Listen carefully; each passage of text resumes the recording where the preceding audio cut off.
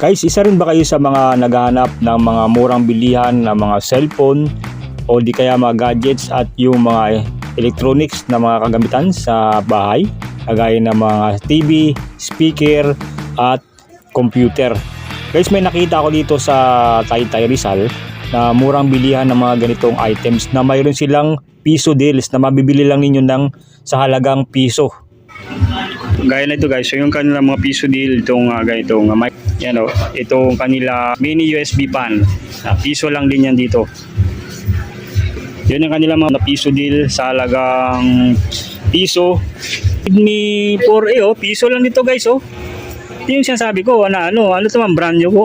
Brand nyo? Second hand. Yun, second hand, pero sakto to guys sa mga talagang ang budget piso lang oh. Yan, tinitinda na piso lang yung Redmi 4A. So anong kasama po diyan? Ako po si Aya,